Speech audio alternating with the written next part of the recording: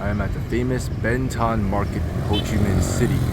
And right across the street from the market is the entrance to the new metro station.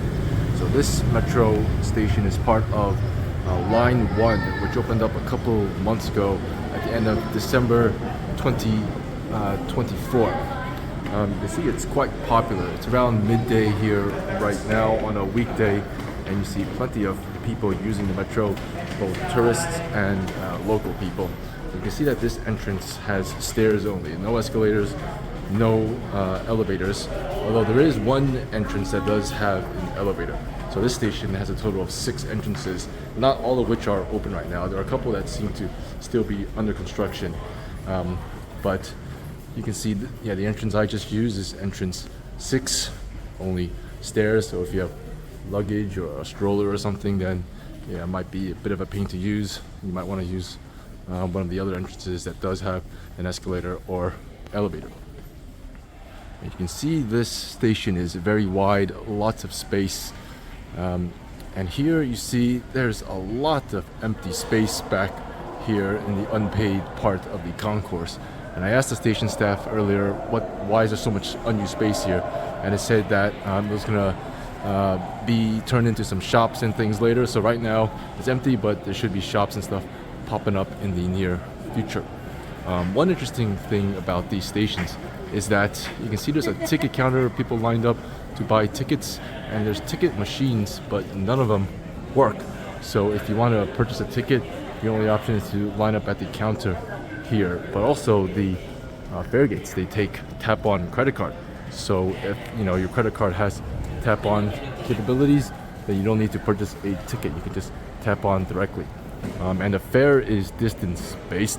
And it's not very expensive at all. I think to go from this station to the end station might cost maybe less than 20,000 dong, which is less than $1 US. So you can see they have tap-on capabilities here, which I'll use now.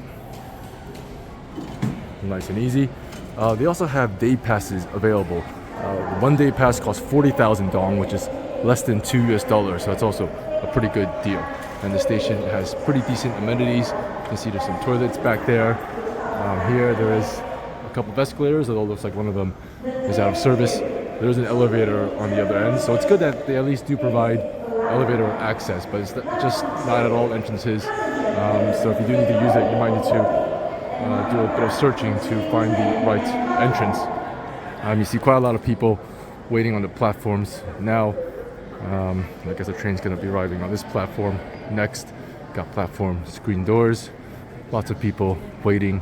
And because this is a new station, there are still a lot of people here that will be coming as tourists and taking pictures at the stations. And I did see some police earlier, just kind of making sure that none of the people are, the people taking pictures are getting in the way of the passengers. You can see it's a very fast, quick, efficient metro. I think it runs pretty frequently, about maybe every 8 to 12 minutes. You never need to wait too long for a train. And the stations generally are a bit cooler than it is outside, and nice and clean and modern looking on the inside.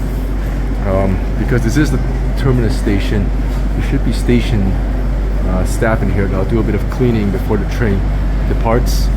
But as you can see, it's a pretty clean train, nice, shiny, and blue. And it's great to see this kind of transport investment in Ho Chi Minh City. I'm at Tan Kang Station, which is right next to Landmark 81, the tallest building in Vietnam. It's a pretty new building. It was finished in 2018, and it's literally only a couple hundred meters away from this metro station. So you think it'd be very accessible, but as you can see, there is not any type of pedestrian connection that can get you to Landmark 81 from the metro station. And between the station and the building, you can see they're just lanes and lanes and lanes of traffic. You would think there might be an underground connection or an overground connection, but as you can see, there really isn't anything here.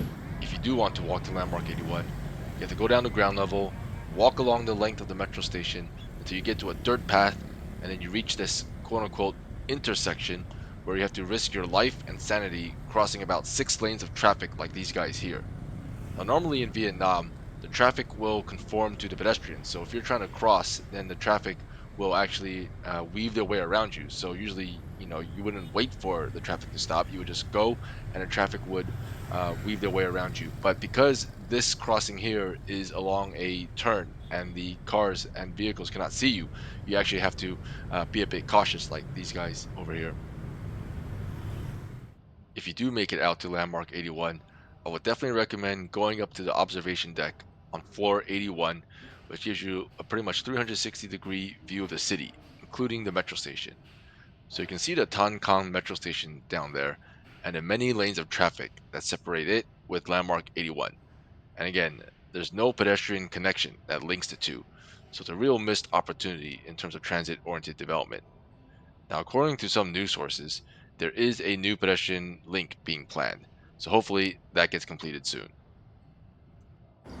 And this is the terminus station at the other end of the line called Soi Tien Terminal. You can see it's in a mostly industrial area with not much around it. But there is this big bus terminal here, so this is a intercity bus terminal, which seems to be the main point of attraction around this station. But other than that, yeah, I don't really see anything of interest here. So there's two entrances, one entrance here, another entrance down there, and actually you probably can't see it, but there's a informal taxi stand down there. So I saw some people just waiting over there for their taxis or grabs. But you can see this one is a elevated station. And yeah, similar to the other station, there are ticket machines, but none of them actually are in operation. But there is a ticket counter that has staff, and the fare gates, which again you can pay by tapping on your card. So overall, I really enjoyed my time riding the Ho Chi Minh City Metro. It wasn't driverless, but it was fast, clean, efficient, and quite scenic over the above ground parts. I spoke to a few other riders, and they all agreed that Metro has been great and had pretty much no complaints. Most of them said they used to take the bus before Metro opened, whereas before it would take them maybe an hour to get to work or school, but now with Metro, it only takes half an hour. But it does seem there are less people who shifted from motorbikes to Metro, and motorbikes still seem to be the dominant form of transportation in Ho Chi Minh City and Vietnam in general. But at least the Metro is providing another option for people who don't ride motorbikes. And things should only get better with a plan to expand to 7 Metro lines by 2035, and hopefully with better pedestrian connections to the precinct to encourage transit oriented development. So, what do you think of the Ho Chi Minh City Metro? Especially if you're a local person and use it, what has your experience been like? Let me know in the comments. Thanks for watching. See you next time.